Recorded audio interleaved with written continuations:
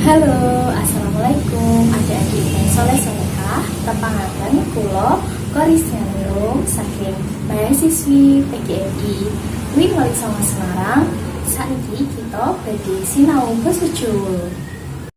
Nah, cobi diamati gambar nopo niki? Nah, betul, gambar sesorah utawi pidato. Ancas pidato ana warna-warna. Perangane kayata setunggal atur pambagyo. Atur pambagyo yaiku pidato kanggo nampa para rawuhe tamu. Kalih atur kabar utawi informasi.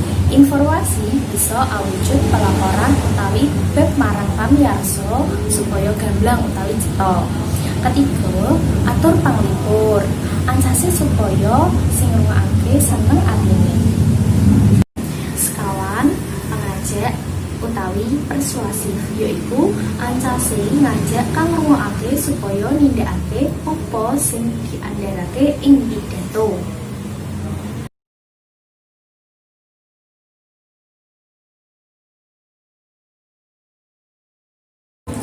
Jangkorongan sesorah.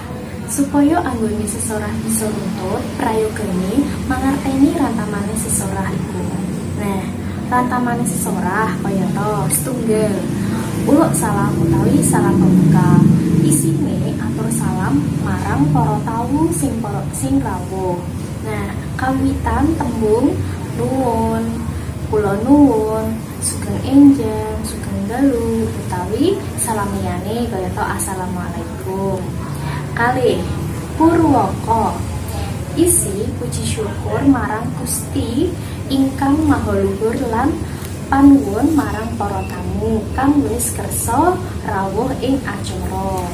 Nah, tuladhane yaiku atur kaparenga kula sakonco ngaturaken puji saha syukur wonten dhumateng Gusti Allah. Nah, atur panuwune tuladhane boten kesupen kula aturaken matur nuwun para rawuh ingkang sampun rawuh ing acara. Ketiga, nah, isi utawi wigatine atur. Nah, niku ngandharake ancase acara ing ditindakake isi kudu diaturake kanthi cetha. Nah, contone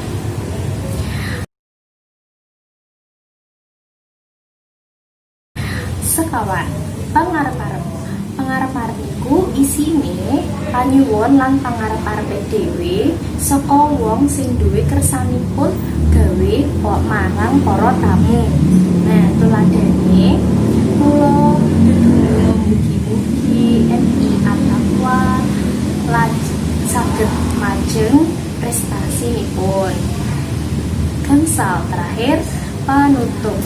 Isine atur panuwun awit para tamu, kanca para rawuh ing acara. Uga nyuwun pangaksami saka kang duwe kersane gawe.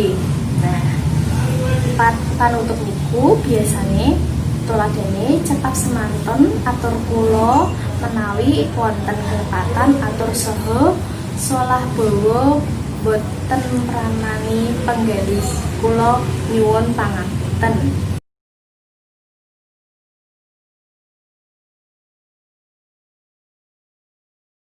Nulis teks pidato kudu mangerteni jenis pidato sing arep ditulis kanthi mangerteni isi pidato sing arep ditulis.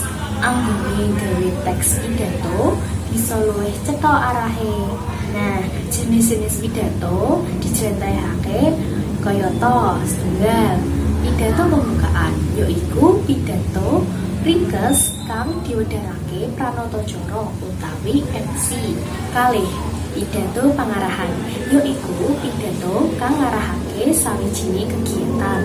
3. Pidato sambutan yaiku pidato kang diwedharake ing sawijining adicara tertentu kanthi wektu ing kang mung sedina amarga sing menehi sambutan ora wong siji.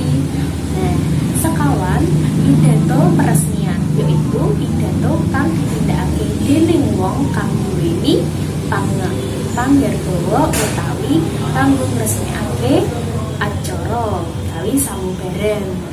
Nah, gangsal pidato laporan iku pidato kang isine menehi laporan sawijining tugas utawi kegiatan.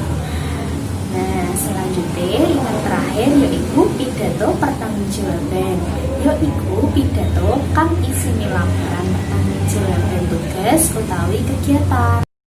Nah, adik-adik sampun paham dereng babagan sejarah. Nah, supaya kita luwih paham, yuk latihan nulis sejarah.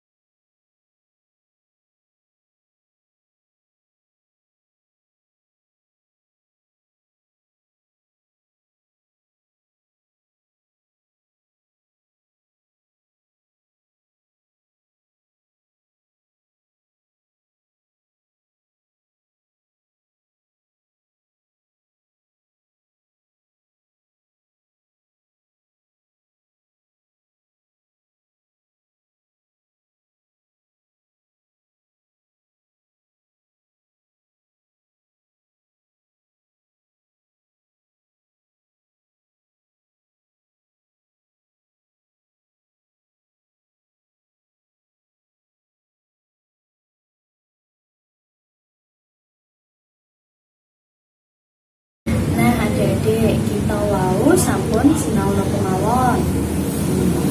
Kita wau sampun sinau nulis sesorah.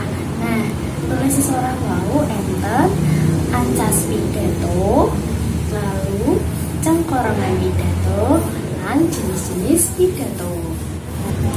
Alhamdulillah kita sedaya sampun sinau babagan sesorah. Kula nyuwun pangapunten menawi wonten kalepatan kata. Assalamualaikum warahmatullahi wabarakatuh.